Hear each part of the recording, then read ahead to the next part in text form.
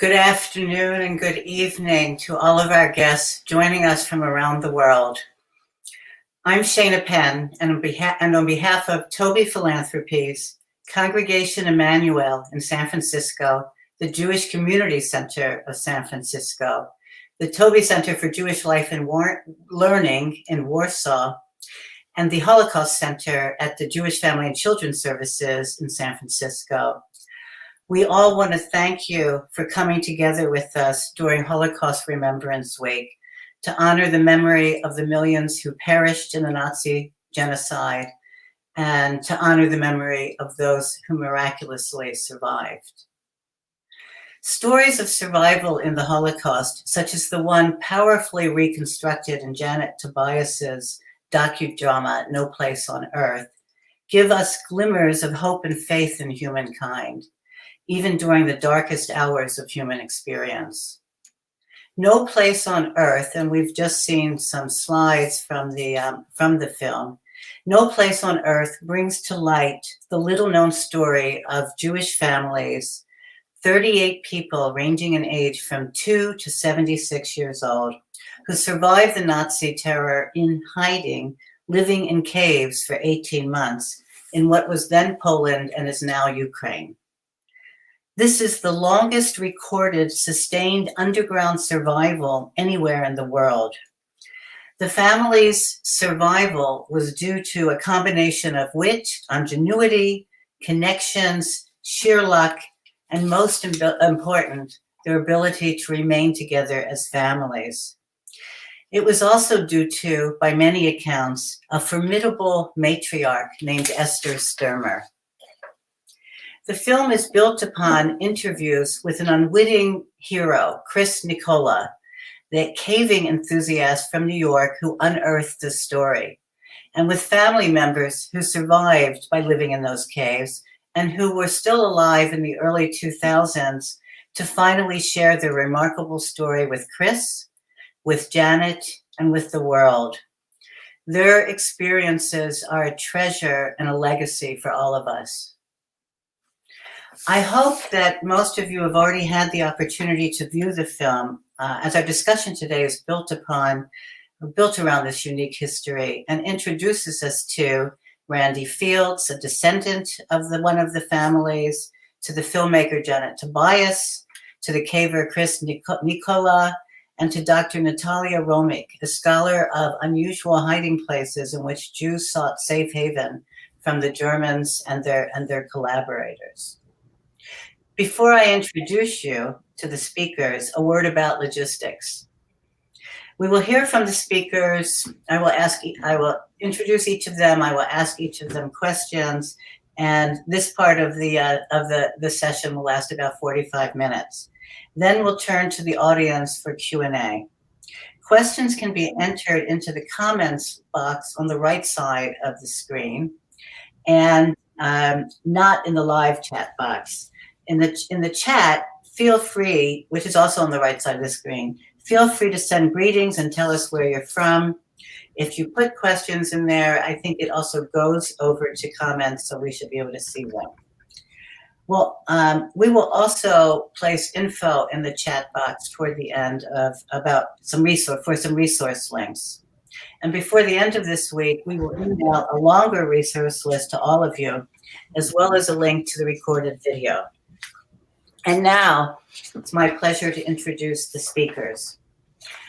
Randi Fields is related to one of the families that survived in the cave. Her father, Cecil Dodik, was born in 1927 in the town of Korolówka, which was then in Poland. He immigrated to Canada with his immediate family in 1932, but many of his cousins, also Dodiks, remained in Korolówka and are among the survivors portrayed in the film. Randi is currently the Senior Director of Membership and Engagement Operations at Congregation Emanu-El in San Francisco, and a very dear colleague. Welcome, Randi. Thank you. Chris Nicola is a retired senior investigator for New York State and a caving expert who in 1993 discovered the hiding places of Jewish families in the caves of Western Ukraine. He undertook a 10-year quest to find the survivors and in 2010 was able to bring some of them back to the caves where they had lived 67 years earlier. It took so long to locate them because they had never made their experience known publicly. But once they connected with Chris, he took the needed time to build their trust in him. And they agreed to be interviewed by him and later to be filmed in Janet Tobias's documentary. Welcome, Chris. Janet Tobias is an award-winning director, producer, and writer who began her film and television career at CBS's 60 Minutes as Diane Sawyer's associate producer. In addition to producing and co-writing No Place on Earth in 2012, which was released in 2012, he has also directed the documentary Unseen Enemy, released in 2017, On the Threat of Pandemics, quite prescient, Memory Games, released in 2018, on the brain's potential for memorization, and is currently working on a film about Dr. Anthony Fauci, which is why the mask is currently on, because she's at the National Institute for Health. I'm doing interviews there. Welcome, Janet. Dr. Natalia Romik is an architect and Holocaust researcher based in Warsaw, known for her scholarly work, Hideouts, the architectural analysis of the secret infrastructure of Jewish survival during the Second World War. In this research, Natalia examines through archival material, oral history, and site visits the physical and emotional dimension of remnant Jewish hiding places. Growing up in Poland, she has lived in close proximity to the Holocaust. In 2018, she was awarded a PhD in architecture at University College London. And there's just something about the timing of this, of being able to bring the film to a new set of viewers during this Holocaust Remembrance Week, at a time when Natalia has been working on this research. It just seems beshared. I want to welcome you all. So let's begin with questions to Randi. I'm going to say them, they'll be on the screen, and then Randi will answer. So Randi, your relatives, the Dodiks, were one of the 5 families who hid in the caves. After the war, and if anyone wants to remember, if anyone's seen the film, the Dodiks were the ones who lost a wife and son in the shooting scene with the Ukrainians. No, that was the Sturmers, I believe. Okay. The Wexlers, I believe. Sorry. Oh, yes, that's right. It was Saul Wexler. After the war, they relocated to Canada, where your own grandparents had settled before the war in 1932. How did you learn about this story? Did you learn about it from your family, or in what ways? Certainly. Thanks. I'm just going to read all of the questions. Mm-hmm. Oh, okay. What does it mean for you personally to have a familial connection to the Holocaust? And why do you think your relatives did not tell their stories publicly until decades later? And why do you think this story is important to preserve for future generations? Okay, thank you, Randi. Well, thank you, Shana, and it's a real privilege to be here. I heard about the story from my father and his family. My dad was a little boy in Koroluvka, and when he was about 6 years old, he and his family came to Canada. But when they were still in Koroluvka, they knew their cousins and were friends with their neighbors, and these cousins and neighbors. But these cousins and neighbors were some of the people who hid in the cave. Sorry, I got a little feedback there. My father's oldest sister, Faye, knew Esther Sturmer from Koroluvka. And after the war, both were living in Canada and had gotten in touch. And Esther Sturmer had given my aunt a copy of her memoir, upon which this film was based, and my aunt had shared it with our family. But it really wasn't until 2004 when the story was covered in a piece in National Geographic Adventure magazine in connection with the cave systems of Western Ukraine that we started talking about it. And then, of course, much more so when the film was first released in 2012.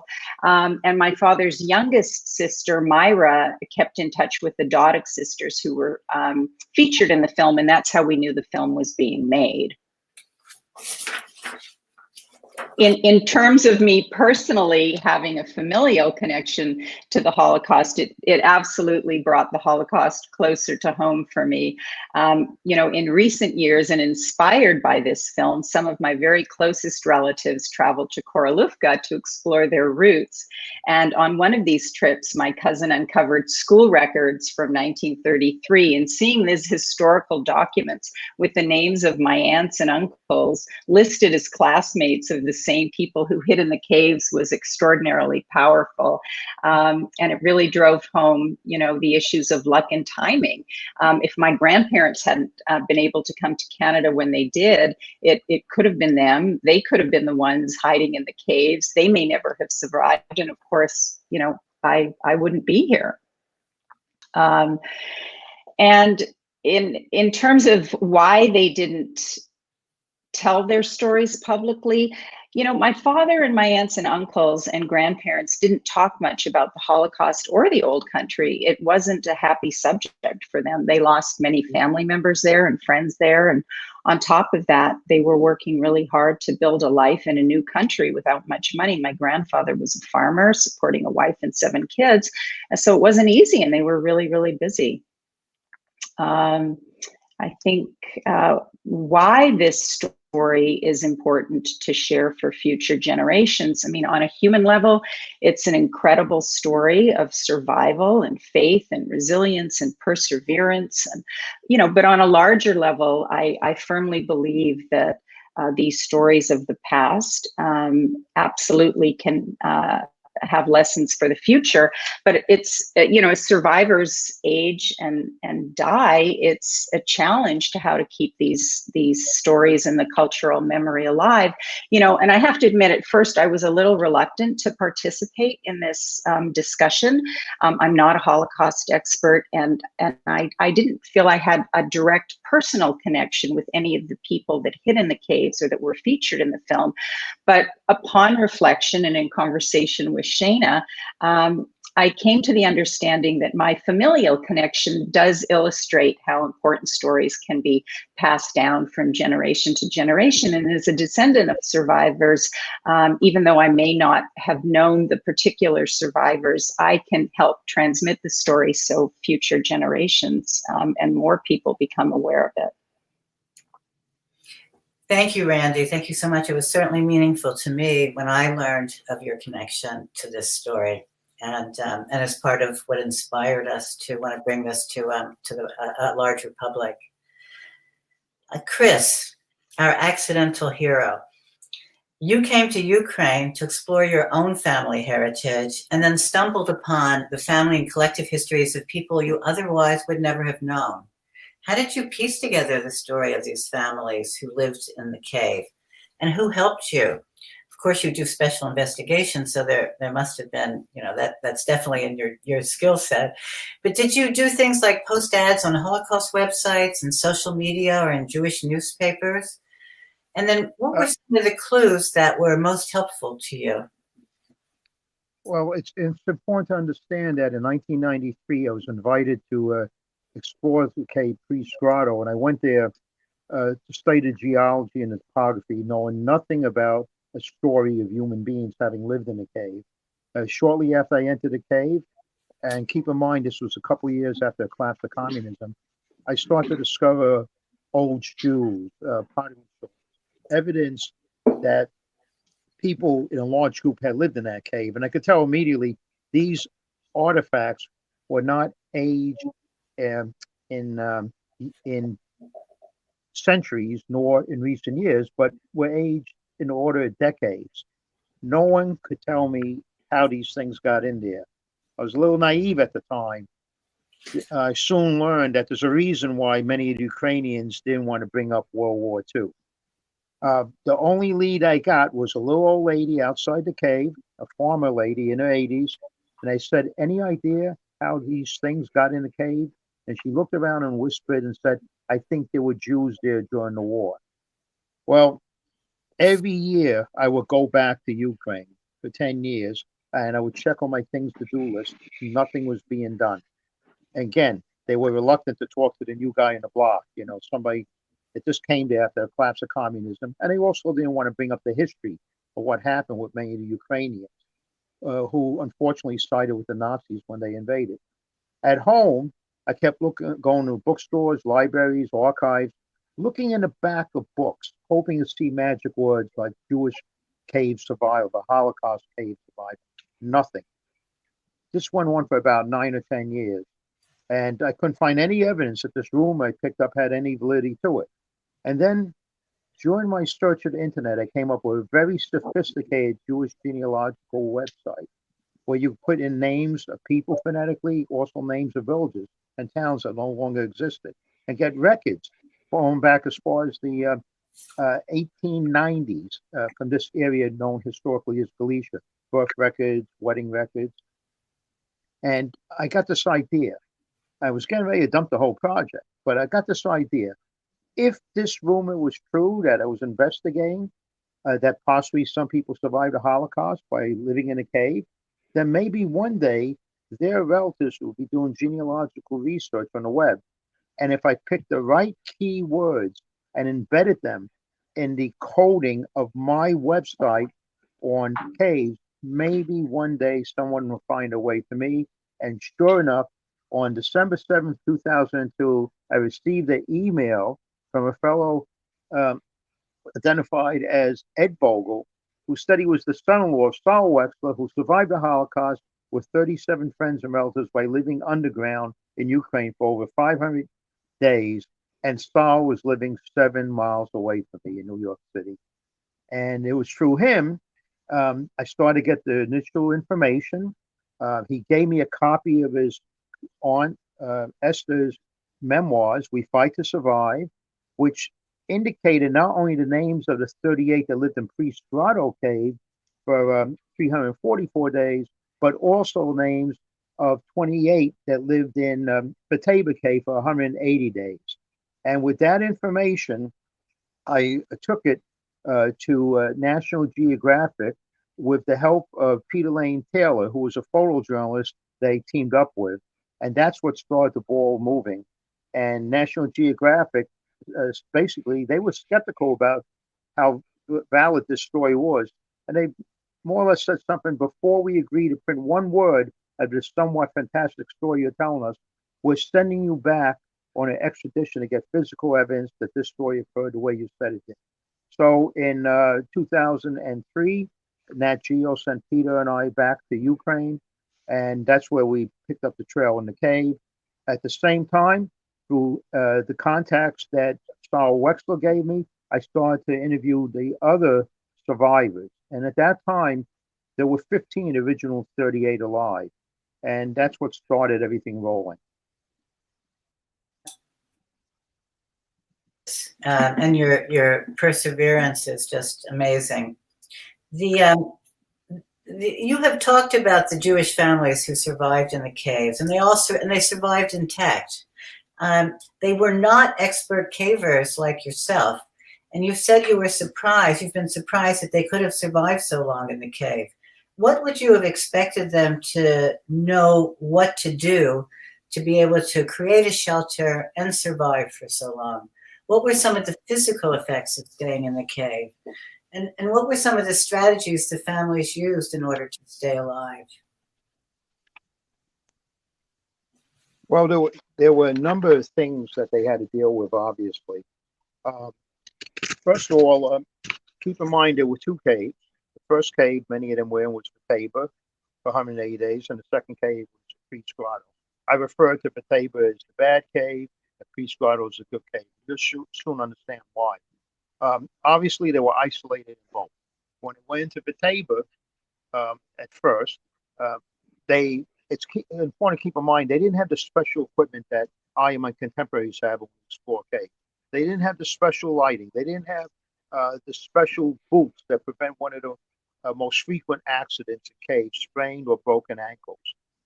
They went in with street clothing, but you will find out that over the months, weeks and months that they lived underground, through trial and error, thinking out of the box, they ended up teaching themselves to be world-class cavers. They had to worry, as I said, about isolation, but as they got more and more confident in Bataba, they moved further and further back in the cave. Now, Bataba, came to notoriety in archaeological circles in the 1890s when two archaeologists from Krakow made a startling discovery, such as pottery shards that were evidence that as far back as 2,000 years ago, locals would survive invading armies by taking refuge in caves like Taube. What's interesting is every one of the Jewish people I'm about to tell you about today learned that fact in elementary school. They knew it could be done. So they gained more and more confidence. They moved further and further back in the cave. That cave's temperature ranges between 50 and 52 degrees. It's basically same temperature all year round, very humid. They soon learned to wear layers. In Batavia, they had to deal with bats. And like all living things, bats go to the bathroom. So certain parts of the cave floor were covered in what we call bat guano, an area you could easily get infected and there was disease around. But luckily enough, when they got to pre-Scrado, completely devoid of bats. How did they eat? When they went in Batavia, three members of the Sturmer family, Zeta Sturmer, Esther's husband, Nathan, the eldest of the three sons, and Fishkul Doda, Esther's son-in-law, the father of 4-year-old Seema and 9-year-old Sonia.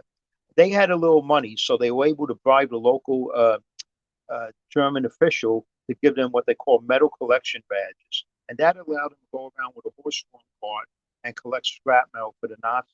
But most importantly, it gave them an opportunity once every 5 to 6 weeks, actually in that case, once every week, to go to the entrance under cover of darkness and bring provisions to the cave. In pre-Scrado, by the time they ended up in pre-Scrado, the Edict of Judenfried went in. So the three people with the metal collection badges were as much danger as everybody else. So they all ended up in the cave. But they had a managerial hierarchy structure. Each family had a leader, usually a male from age 15 to 21. And under cover of darkness, every 5 6 weeks, they would go out of the cave and look for food the best way they could for their families and bring it back in. All the time knowing two things. They had to get back before the sun rose, and whatever they brought in had to last for another 5 6 weeks. Because food was so scarce, they only, in most cases, had one meal a day. They had to deal with water. In Vatava Cave, there was no natural water except for putting cups under cave formations and collecting the water in a cup. If they were lucky, they would get half a cup a day per person. It's important to note that that water drained from a cow pasture above. However, in pre-Scrado, to quote Esther Sturmer, they discovered a lake big enough to row a boat across. This was pristine well water. It was an aquifer. They had all the water they needed. But then they also had to worry about not contaminating the water. And they were very careful about that. But whenever they would bathe themselves or wash their clothes, they would take a bucket of water away from the lake. They would use the water also to cook. And then they wouldn't just throw it away near the lake because they worry about draining back in. They would throw it away further away from the lake. In Vataba, Esther told the story in her memoirs where she tried to cook for a 4-year-old granddaughter at one point and then went to wake her up to give her her meal. And she found out that little Seema was not sleeping. She was suffocating off the smoke. So they took her to the entrance, they revived her, and they never tried to cook in that cave again. However, in Pre-Scrado, which is over 90 miles long by today's measurements, it's so voluminous, there's a natural draft. And ingeniously, whoever lived in that cave, I found remains many years later, they built stoves and walls taking advantage of the natural draft of the cave to suck the smoke away from the campsite. So they could actually cook in Pre-Scrado cave. They didn't have the luxury to walk around with candles 24 hours, 7 days a week. Because if they use them up, someone would have to go out and risk their lives to get more candles. So they only use the candles very sparingly, maybe 3 to 4 times a day, never more than 5 to 10 minutes. Sorry about that background noise. Never for more than 5 to 10 minutes, and they can never see more than 5 or 10 feet in front of them. So I live basically in extreme darkness. And something strange happens to human beings when you're devoid of sunlight for 2 weeks. Your natural rhythms, called biorhythms, circadian rhythms, take place. And in their case, they were sleeping 16, 17 hours at a time. And sometimes even longer periods of time when they were up and about. In some cases, in case of Saul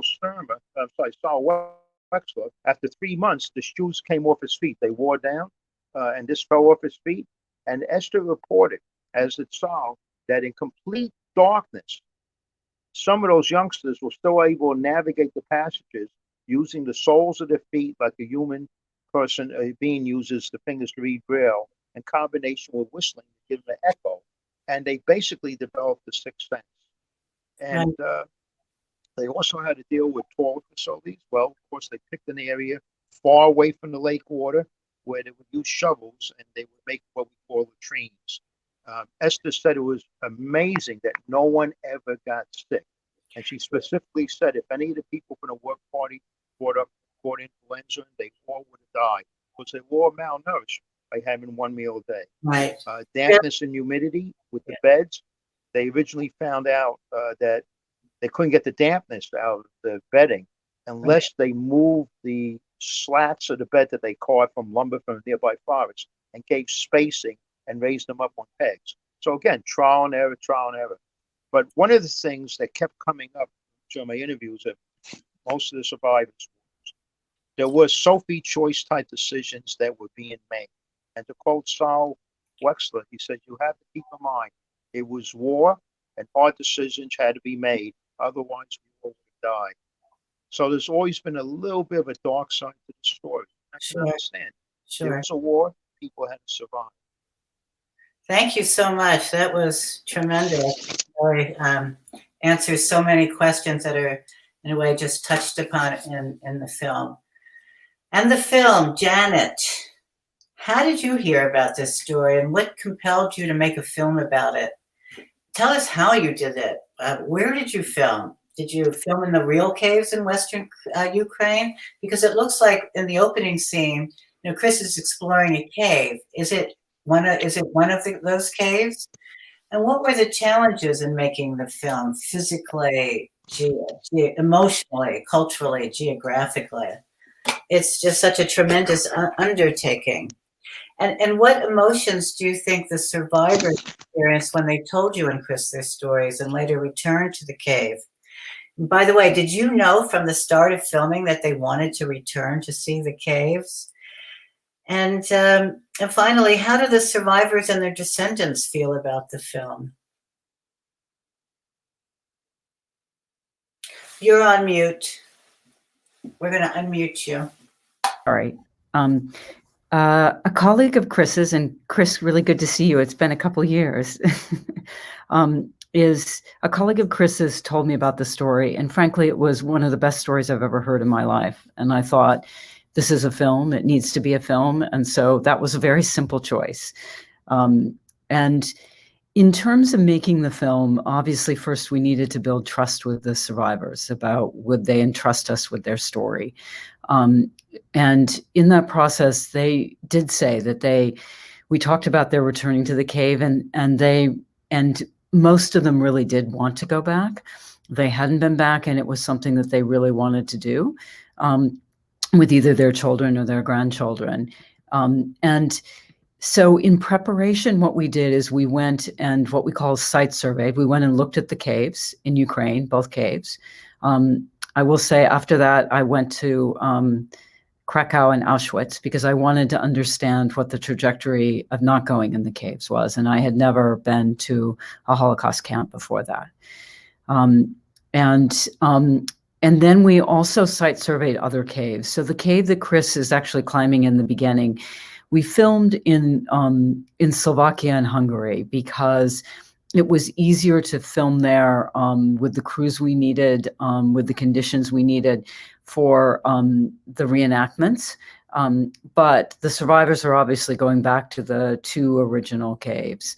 And it obviously was a very, it was a complex shoot being underground in caves with the actors, but it was a particularly complex shoot bringing people in their 70s and 80s into caves. One, which is not a public show cave, is a cave that only cavers go into. So We actually had an ambulance outside the second cave in case there was an accident, and there was a lot of concern about being sure that the survivors were okay. And in terms of the emotions, I think there were varied emotions. I think it is impossible to put yourself in the place of people going back in time to a place where they were hunted, where they were hiding. And so I think it was a mixed emotion of bringing back some fear and anxiety. And also in the case of Saul Sturmer, the oldest, just pure joy. My favorite moment in the film is when he said, I wanted to go back to thank the cave. And when the lights went out sort of by accident, he said, now I know where I am. Because that was the cave without lights. And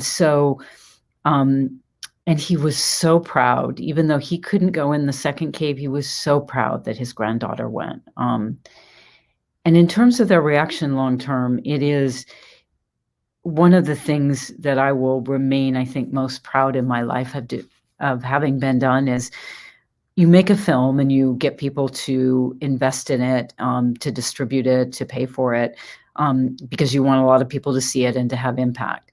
And that remains always true. But in this case, I feel that for a small group of people, they ended the last years of their lives closing a door on something that was at the heart of their whole existence, character, and meaning for life. And that I'm really proud personally of having been part of letting them do that. And for the grandkids, it made it come alive.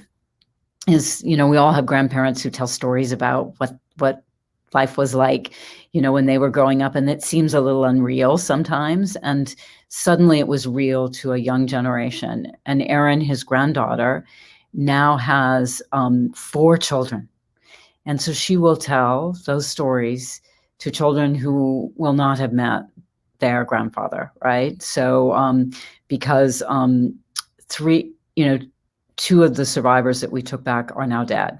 So it was the last moment that we had to really continue and tell the story. And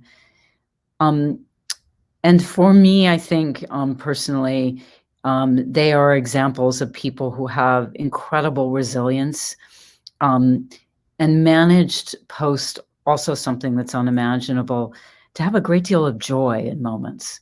And I think that all of us have dark moments, and the pandemic has been dark for a lot of people. But their ability to survive and be resilient and to find joy and connection and family and love is how, is the best of what it is to be human.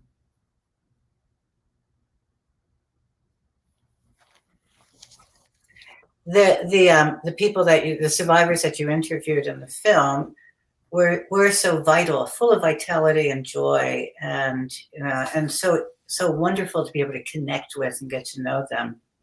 I also want to add, and we'll add this in the email that goes out with resources, that the website for No Place on Earth, I encourage everyone to visit it. It's another way to also learn about this subject. There's excellent educational resources. Mm-hmm. And from Eyewitness, which is from the HaShoah Foundation at University of Southern California, and some other materials, which I found really, really enlightening. Thank you, Janet. We'll come back to you shortly. Natalia, when and how did you learn about the Jewish families who survived in these caves? Because you knew about them when I contacted you. Was that knowledge gained independently from the research and the findings that came from Chris's search? And why do you think many of the cave survivors did not tell their stories publicly until decades later? Can you also tell us, is this story part of Holocaust scholarship? And how does this story illuminate your own research project, The Architecture of Survival? What are other examples of unusual places where Jews have lived? And you're on mute, Natalia. Oh, no. Yes. First of all, I wanted to thank Shana for her invitation, and Janet and Chris for creating such an amazing movie. But maybe, first of all, I will maybe tell a bit about my research and going then into your amazing project. So I wish this documentary was included in curriculum in Polish and Ukrainian schools as a contribution to the scholarship and public debate on Holocaust. I'm currently working on the postdoctoral research project, the architecture of survival, and I focus on the hideouts that were used by Jewish citizens in Central and Eastern Europe to survive the Second World War. And I consider hideouts as a special representation of the entangled experiences of the Holocaust survivors and monuments, not only to their traumas, but also to their courage and will to survive. Some of them are already lost, some of others are eroding slowly, some are kept intact, but almost none is commemorated. So during my research, I visited a cellar hiding place in a private dwelling house in Siemianowice, Śląskie, where Heike Klinger, HaShoah Hatzair organization activists stayed in hiding. Here you can see in this picture a bunker built inside a grave in a Okopowa Street Jewish cemetery in Warsaw, the hiding place of Abraham Karmi. In the case of the hideout located in a Jewish cemetery, I was able to find and still speak with the survivor, Abraham Karmi, who hid there during the war, and currently he lives in Israel. I cooperated with the crew archaeologists and engineers to conduct through architectural studies the hideout. Currently, I'm working with Aleksandra Janus and Senna Collective on the project to commemorate this hiding place. And here you can see the hall which provides to the hiding place. And the second important that I would like to share with you for a minute is inside of the tree trunk of the 650-year-old oak named Joseph in a village in Poland called Wiśniowa in Podkarpacie region, in which the Himi brothers hid. And on the sides that you can see a documentation of the oak tree. Not being able to locate yet survivors, I decided to trace their presence inside a tree. I work with a dendrologist as well engineers who are expert in architectural scanning, and a company which is specializing in endoscopic filming. In result of this collective effort, I managed to find a system of the stairs. You can see here one of the stairs built inside the hollow. And your question with when and how did I learn about this Jewish families and the film, I have first heard about this amazing story from Emil Majuk from Brama Grodzka Center in Lublin. He's an amazing Jewish heritage activist. I started to make more digging on the fascinating story of Sturmer family. And I read the interview actually in National Geographic with Chris Nicola, so that was a very important moment for me. It is also a very interesting example because how the awareness about the story splits over the disciplinary boundaries and become public knowledge. So unfortunately, due to the COVID, I was not able to visit Korolówka and the cave, but I hope this summer will happen. And the question why cave survivors did not tell their story publicly, this is very complicated, I guess. And I think we need to look for it as a lineal zone between private, public and political. I do not know the protagonist from the movie, but maybe in unpacking this conundrum, the memory studies could offer us a few definitions and important tropes. Like, for example, Mariana Hirsch talks about the post-memory and this very important generation after. But I think Chris and Janet, I think this is the core of this question, because you managed to unblock this history by creating a new framework of returning memories. This movie offers an artistic path, and this is performative journey. So I believe this is very, very important moment.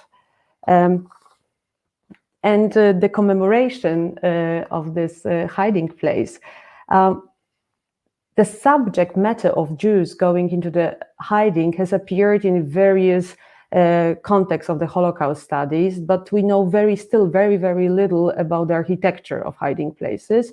Once because of their erosion, and because the researchers have focused on the fate of those in hiding and the rescuers. It is really good question how to commemorate things. The main purpose was actually to conceal, to hide, and also to stay out of sight. It is very problematic how to commemorate them, as they were sometimes located in a private dwellings. Yes, so people do not want turn their living rooms into the museums. It has to be something special, I believe, in a Korolówka case. I was thinking like a rock made from the glass that emerged from the cave wall and will kind of reflect the story of inside of the cave, and maybe with the light source.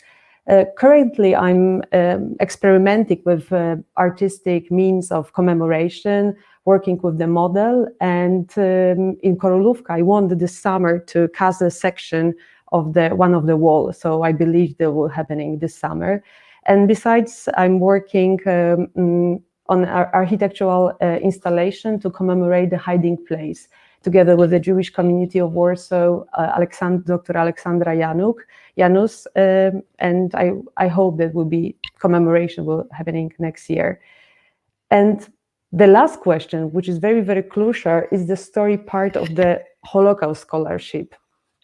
So, as I said before, I consider especially this documentary, as an example of the interdisciplinary methodology in the studies of Holocaust. It is very important to use artistic method to understand and as well to communicate the material and also architectural dimension of hiding places, because it allows us to grasp material and emotional dimension of the experience.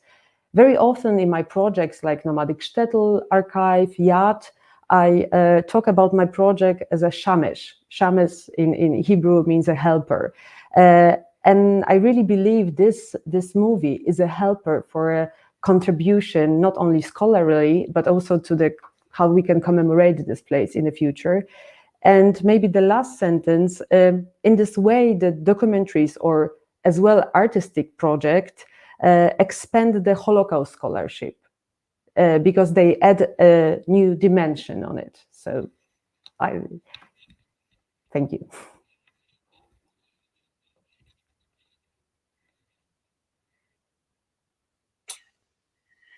Thank you, Natalia. That was rich and really contextualized all of the endeavors of Chris and Janet and the family connections of Randi and your own work. We have a few more questions left, one per person, and these will be shorter answers, and then we will open it up for Q&A from the audience. Randi, what have you learned about the dedication of people who are not Jewish to studying and recording Holocaust history through this experience with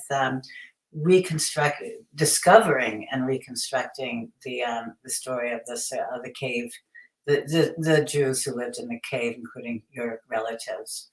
And does it tell us something about the importance of the Holocaust to communities that are not Jewish? And you're on mute.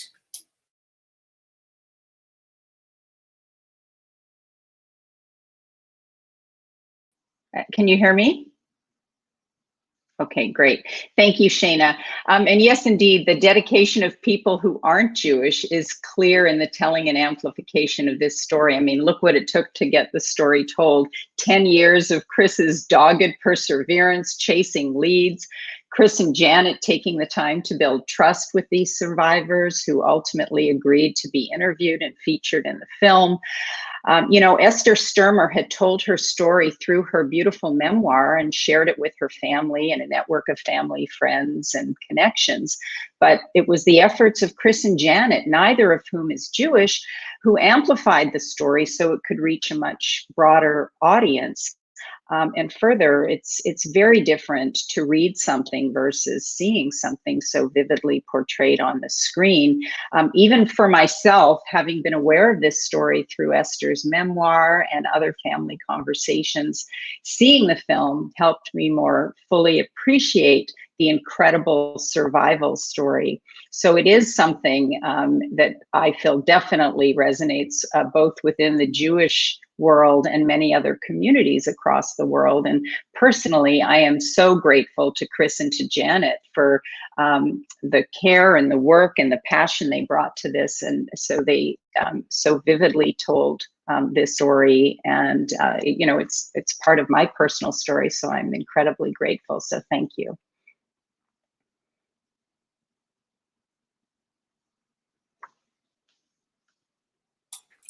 Thank you, Randi. Chris, you may be a retired special investigator, but clearly you continued your work in a most unusual and significant way. Looking back at your connection to this story, what does this journey mean to you? What did you learn? And what do you hope others will take with them from your experience? I heard about the atrocities committed against Native Americans. I heard about the evils of American slavery. And as a young Gentile kid, I also heard about the number 6 million, the estimated number of Jews that perished in the death camps of the Nazis. But I'll be honest, back then, whether it was 5 million, 6 million, 7 million, it was simply a number. Now, I hate to quote somebody in an event like this, like Joseph Stalin, the leader of the Soviets in the Second World War. But paraphrasing him, he once said something to the effect, the loss of an individual is always a personal tragedy. Thank goodness the loss of millions is nothing but a mere statistic. Well, I have to tell you, after spending numerous years, in some cases, interviewing some of the people we're talking about, looking into their eyes, letting them give me a glimpse of this part of what they want. All the time knowing that the one thing I could never say as a non-Jew is, I get it, I understand. I finally got it. When I finally got it, the Holocaust was never one individual story of how 6 million people perished. It was 6 million stories of fathers, sons, brothers, classmates, grandparents, of how they perished, as are all such genocides. And that number, 6 million, took on a completely new meaning in my life. And to this day, it's still somewhat overwhelming. And that's one of the biggest things I took away. Greatest regrets? I never got to meet Esther, Nathan, some of the other heroes and heroines in the memoirs. That was a big regret for many years. And then 7 years ago, 8 years ago, my friend Yetta, the last of the Sturmer daughters, passed away. I was out of town. I went up to Montreal to meet with their brother Sam and Charles to give my condolences. We had a nice meeting, and I parted company for them. And at that night, I was staying at a friend's house, and I was reflecting back on closure.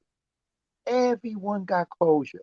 Every one of the 15 that were alive in 2002 to 38, they lived long enough to see the family story film, to read the family story book. In the case of many grandchildren, to tell the grandparents what it was like when I took them back. So everyone got closure except one person, me. Again, I never got to meet Esther and Nathan and some of the others. So that night, when I was in Montreal after visiting with the Sturmer brothers, I decided the next day to go to a special place. I went to a local cemetery and I found Esther's tombstone. And it was overwhelming. And I looked next to it, and I saw the name Nicola. And I looked to the right and saw Joseph Rector. They were all there. I finally got closure. Best rewards, and I think I can speak for Janet as well as Peter, Lane Taylor, all of us Gentiles. When I say I think the greatest reward out of this was that 5 Jewish families got enough faith, confidence, and trust to let us, 3 Gentiles, to use their own words, tell the story they couldn't tell themselves. And all 3 of us have treated the story as a gift ever since. Oh, that was powerful, Chris. Just one last question for you that wasn't on the list, but are you planning to still seek out your own family history? Chris? I'm sorry, I've got a low volume situation here. Could you restate the question, please? Yes. Are you planning? You had originally gone to Western Ukraine to search for your own family root. Got a little distracted along the way. Are you planning now to connect with your own family? Well, it's everything happens for a reason, and that's interesting. To this day, I still haven't found the Russian side of my family. Just to recap, for those who don't know, my grandfather was a Russian working for the Tsar's regime in the First World War in England, suspecting weapons being sent back to the Tsar, and he got stranded in the UK. Subsequently, we find out years later when my mother was working on a secret war project in the Second World War that my grandfather was working for the Brits in the Soviet embassy in London, and he ended up being poisoned. So we lost contact with the Russian side of the family. To this day, I'm still trying to find it. But what happens is, 8 years ago, I received an email from a Brit who said, I might be a third cousin of yours. I'm doing research on my great-grandmother who had 12 siblings. And I know that one of the grandchildren of the siblings married a Greek Cypriot, and they went to America. And I was reading the story in National Geographic, and I see your name is Christos, which is Greek, and you went to America about the time of the early 50s of the missing siblings grandson I'm looking for. Could you be that person? And I said, yes, I am. And I put him in touch with my 2 surviving aunts. Long story short, he was a retired genealogist. And 6 months later, he sent me a manuscript several inches thick, tracing my British side of my family back to William the Conqueror, and I think in the 1090s. So ironically, I found a lot more about my British side of the family, but sadly, I yet to have found anybody that can tell me anything about Vladimir Salayev, my grandfather. Thank you. Janet, tell us a little more about how the making of this film changed you in any way, and how it is influencing what you're doing now.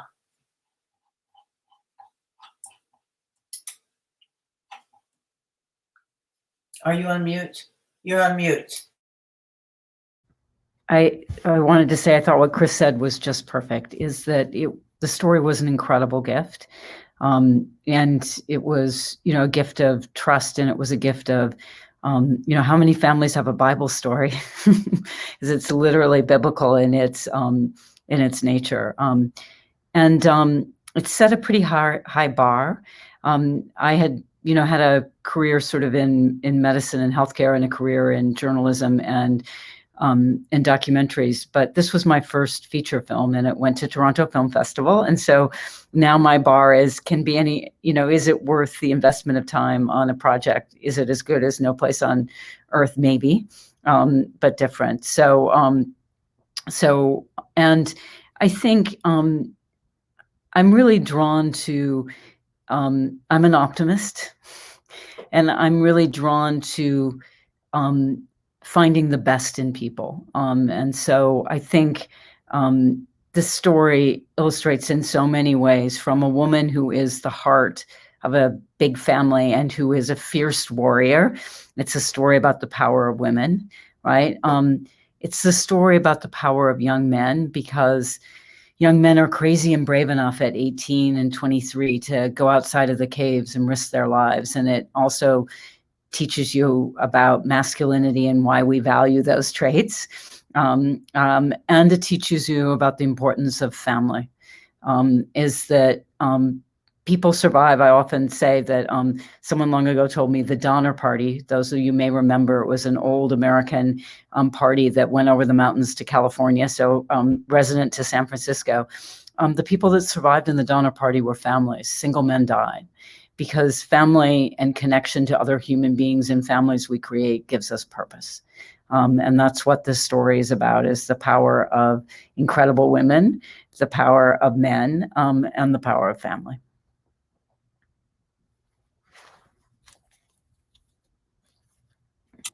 Thank you so much. And it has been found in Holocaust scholarship that families staying together made a big difference for survival. Natalia, oh, and by the way, I wanted to let everyone know we are putting some resource links up in the comments section or the chat section in any moment now, and it'll include a news broadcast, 30-minute news broadcast of Natalia's field research project that she's currently doing. And so please be sure to view that if you can. So Natalia, what can you tell us about how this story is, the differences between commemoration of this story and other stories in Ukraine and Poland, and maybe something more about the research you're doing now that will be of the commemorative art pieces you're creating that will become a part of an exhibit that you could tell us about too. Yes, thank you. It's very hard to say about the commemoration between Poland and Ukraine, and also these differences, because as I said before, almost none of them are commemorated in the way that we think about, like plaques or sculpture or maybe as an educational fundament, because I believe this is also the very important part of the commemoration. Like as I also said before, I wish this movie will be a part of the commemoration of this hiding place in Korolówka in the local school, or maybe in the local museum. But I can imagine it's very complicated. And also the question you asked about my projects, and I really hope that Korolówka will be very, very soon part of the investigation, not only mine, because I'm working with the different scholars, and especially this time with the dendrologist, and I don't have any caver specialists like we have today with Chris, but it's always this kind of interdisciplinary boundary that we scholars, Holocaust scholars, we will never go, further with this, with our shemesh in this physical way. But can you please repeat the second question? Because it's actually it was to talk about the work you're doing that will be the commemorative art objects you're creating that will be a part of the yes, exhibition installation. Yes. The exhibition that I'm planning next year in Zachęta National Museum like of Modern Art in Warsaw will show 7 cases, 7 sculptures from the different places, like Okopowa Jewish Cemetery, that will be private selling house in Siemianowice Śląskie, as well together with the Lviv and Architecture Urban Center from Lviv. I hope that will be also Korolówka. So you are all invited next March to Zachęta, and not only that will be story only about this casts and this beautiful, I hope, sculptures, but will be all side surveys, documentaries, as well what we can find in the Jewish Historical Institute, in a Holocaust Memorial Museum, because it's like a huge melting pot. I would say each story is connected with one story, so it's a story within the story. Okay, thank you. Well, maybe the Taube organizations and Congregation Emanu-El and our other co-hosts will organize another trip together go to Poland and to. Oh, that will be fantastic. We'll be ready when it's healthy to do so. So we're ready to move on now to our Q&A with our audience. We have a lot of questions, and the first one I'm going to jump in and answer. Someone is asking if Esther Sturmer's memoir is available now. It was published last in 1975 and it's out of print. But maybe some of us can think of a way to republish it again, and that I think would be a worthwhile project. There were some questions from, let's see, Daniel Bort is leaving, but let's see, so someone's asking where can the film be screened? We'll resend everyone the link. It was you were actually able to, when you registered, also get the link. But we will be resending it when we send out the resources again. Elizabeth Rossner says, I can imagine the residents of the region where the cave is located. Oh, goodness. Here it is. Would have complicated feelings about the film, that they would have to reckon with their own history of complicity. And did the filmmakers, I know Elizabeth is saying, how did the filmmakers deal with the denial? But we also have to say, was there denial that you dealt with? Would either Janet and or Chris like to answer that? Chris, do you want to answer that in terms of the research? Yes, but Jan should be the one to answer about the actual film production itself. But my research was limited, as I said, because basically I was the new guy in the block. I had made an error in the early 90s. I didn't read about the history of Ukraine. So that's why, many people were reluctant to talk to me. Some other problems in industrialized nations, when you ask somebody where were you born, it's not complicated. That wasn't the case when you were dealing with people that lived under 70 years of totalitarian rule, where Lenin and Stalin would split up entire families and move them across the entire Russian country of Russia. So even if I was to find someone old enough to have lived during the Second World War, it didn't mean they lived in Korlivka. And then there was selective memory, such as the case of a 104-year-old gentleman in Korlivka that I interviewed in 2006. He was able to tell me about what it was like to be a child during the Tsar's regime and the Russian Revolution. He told me about the First World War, told me about the Second World War, but strangely enough, he had no information to offer about what happened to the Jews that lived within 1,000 feet of where he lived. So there were all types of problems there. And again, there was the reluctancy of many Ukrainians to talk about part of their history where some of them welcomed the Nazis as liberators to the Soviets and worked with them. So at this point, I think Janet would be more appropriate to talk about the filming itself.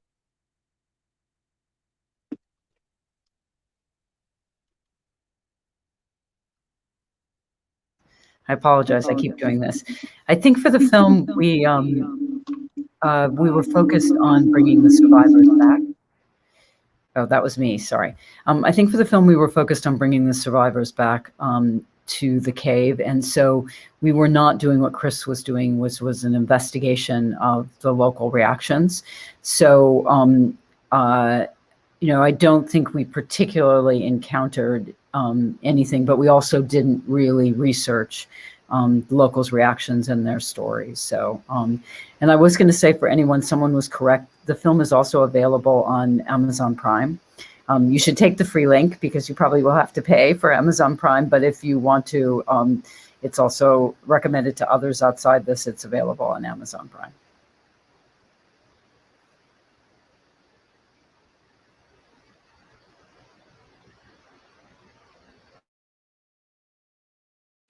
We're sending the link to the film along with the resources and a recording of this program later this week. A question from JIS Chicago. Something in the film confused this person. How did they end up finding the bodies of 2 children to save 2 of the 5 people who had been captured from the Ukrainian police? They found those bodies in a cemetery, that they they found them in a cemetery because they went to a place where they knew there would be bodies, and they found them. Thank you. Were there other title ideas for the film before you settled on No Place on Earth, which of course is spoken in this? It was pretty much No Place on Earth because that's, to me, such a poetic line, and it is Esther's line. The film aired in Germany, which we had German funding, and I'm really proud that it aired on ARD and Arte in Germany. And in Germany, they simply called it The Cave. That for them worked, and so that was the alternative title.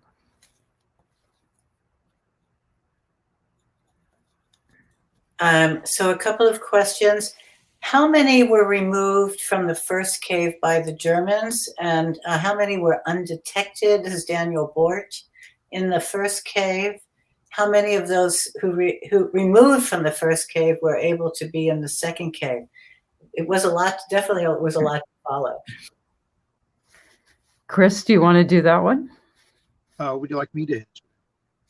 Okay, it's important to realize that while there were 28 in Batavia for 180 days, only 12 of them, meaning the 11 Sturmers and Saul Wexler, who had lost his mother and brother, ended up going into Priest Grotto Cave. So 5 prisoners were taken out of Batavia Cave by the Nazis. That was little 4-year-old Seema, granddaughter of Esther. That was her mother, and also a distant relative. His name was Mertzer. And also Saul Wexler's mother and Saul Wexler's 9-year-old brother, Leo.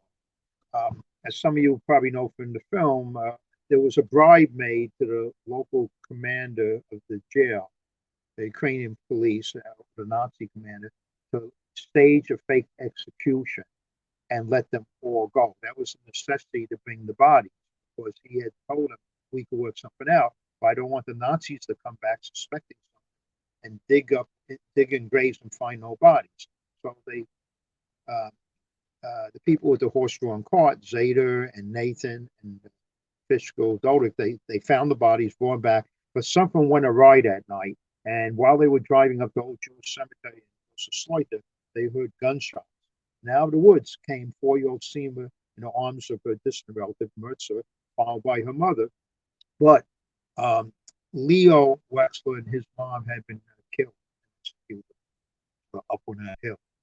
So that's a breakdown of who was in which cave and who was taken out of the cave.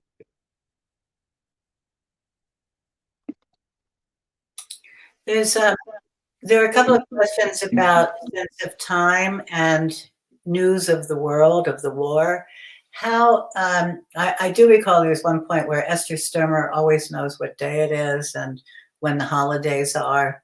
But, and of course people, the men were going out to get food, and so probably they were also getting news. Could you tell us a little about what kind of contact the people who ran out for food, et cetera, and supplies, how they also found, how they would find out about what's happening locally or in the war?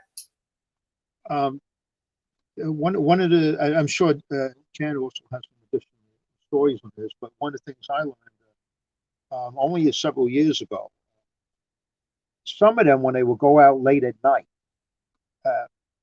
especially Mundik Rebel, he was 15 caring for his family in Peace Grotto. They had the foresight every so often to go to the local rail station and watch the trains. And Mundik told me that, you know, for the longest time, all these trains were going from the west to the east with tanks and new Nazis. And then all of a sudden, around January of 44, when the people in the cave were thinking they may just have to give up, he noticed something. The trains were coming back, going east to west, with basically dead Nazis, Red Cross stickers on the train. And they knew the tide of war had changed in Stalingrad. And they talked amongst themselves about us holding on longer. And they held on, and eventually the tide had turned, and the Soviets came back, they forced the Nazis out. And what would happen is when they would come out late at night, like every 5-6 weeks, to scrounge for food. The Sturmers had some 2 Poles that actually sold them items and stayed loyal to them, and they would pick up the news from them as well. And then there's the young 17-year-old Polish boy who was a forester that every so often would put a bottle near the entrance of the cave with a note of any newsworthy material. One last question, and then I want to read some of the words of appreciation from people who are on today. So the last question is, what did the survivors from the caves do when they were liberated and immediately came out? Did they stay in Korolovka for a while? How quickly did they leave? Who can tell us something about that?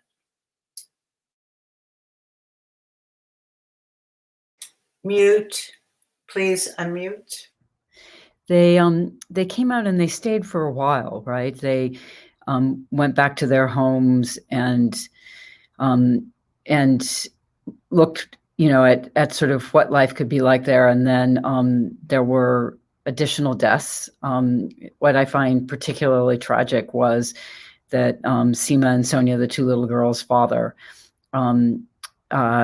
was killed sort of coming back from work. And so I think that they all felt that it was unsafe after a certain period in time. And they thought, I think maybe originally that they would go back home and it was over, but they realized that they were surrounded by people who in some cases didn't necessarily want to give houses and possessions back and who had complicated feelings about the war. And so then they made their way west and were in various camps, relocation camps, for various periods of time before they went in small groups to the United States and Canada, mostly to Canada, but also to the United States. Thank you.